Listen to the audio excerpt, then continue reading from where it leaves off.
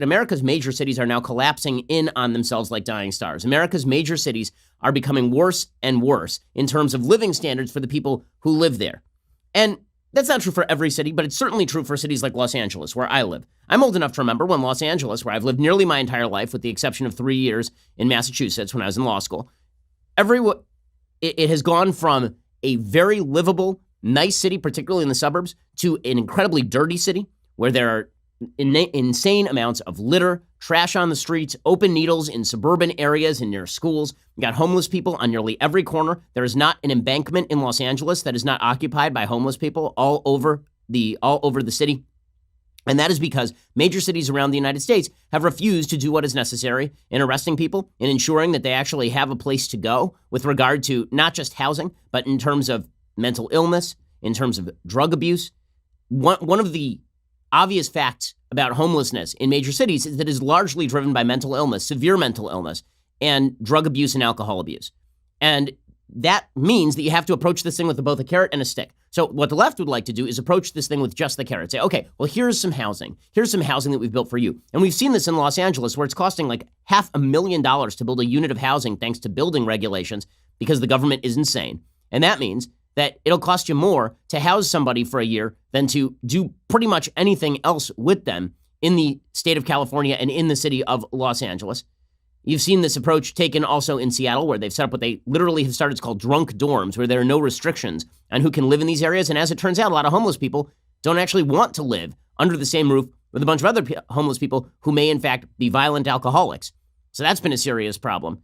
You have to combine this with a stick approach. Yes, you have to have the carrot of a place for people to go, but you also have to have the stick approach, which is if you violate the law, we will send you to jail. And if you keep violating the law, we will keep sending you to jail. And also, if we want paranoid schizophrenics off the streets, they will require some mandatory treatment.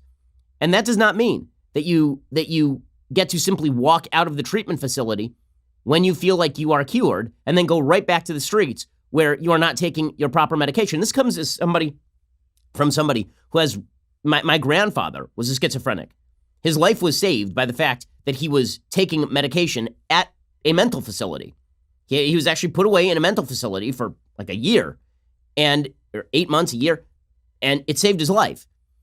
You have to have the legal ability to take people who cannot care for themselves and put them in a position where they receive the care that they need. And the whole point of severe mental illness is that you are unable to control yourself. The same thing is true of severe drug addiction.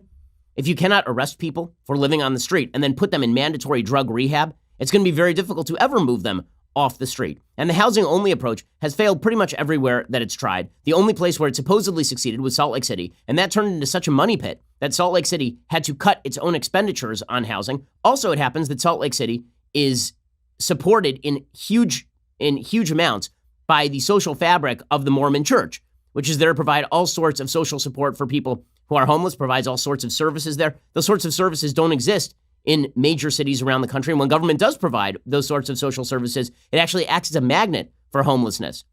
And in fact, even in Salt Lake City, after a 91% decrease in homelessness over a decade, they saw for 2 straight years, each year, a doubling of the homeless population after it became widely publicized that they were giving away all sorts of goodies to homeless people because, as it turns out, that is an incentive structure.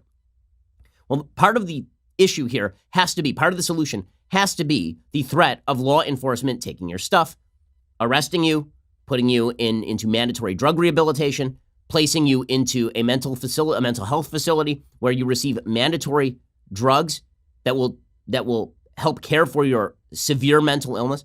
All of these things need to be on the table. None of them are on the table. And now the Supreme Court has turned down the appeal of an insane Ninth Circuit Court of Appeals ruling that suggests that it is a violation of the 8th Amendment of the United States Constitution to fine people for living out in public on the streets.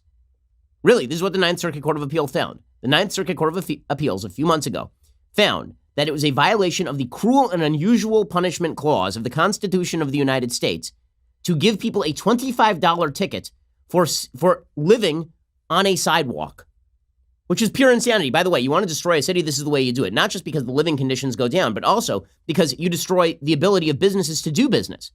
In the city of Los Angeles, I have many, many friends who are police officers in the city of Los Angeles, and one of their big problems is that a business owner will call them up and say, I've got a homeless person who is sitting on my stoop and peeing right in front of the business, and my customers can't get in. And the police officers will say, well, is the person trying to break in? And I'll say, no. So, well, we can't do anything about that. They're just living right there. There's nothing they can do about that because the city of Los Angeles has decided to go along with all of this nonsense. So now the Supreme Court has ruled, again, that you have a right to sleep on the streets. They did so not by ruling that outright, but by refusing to overrule this Ninth Circuit Court of Appeals ruling. Now, this has some predictable effects. So, for example, in San Francisco, this picture was going around yesterday. It is a picture of a homeless man who was being described by other people this is taken by a journalist. The journalist said that this person was clearly a drug addict. This person literally went into a supermarket in San Francisco and proceeded to defecate on the floor.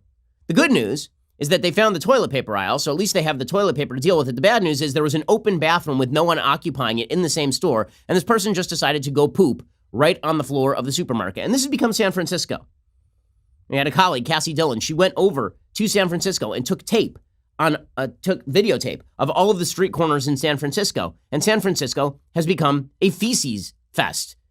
The entire city has turned into a trash heap. It's one of the most beautiful cities in America. The same thing has happened in Seattle, where a gem of a city, I used to do a local show up in Seattle, a gem of a city has been turned into a homeless encampment, and the past several mayors have refused to do anything about it, citing the right to live on the streets. Facts don't care about your feelings, and it's a fact that The Ben Shapiro Show is the largest conservative podcast in the nation. Be sure to hit the subscribe button to stay up to date on all of our content.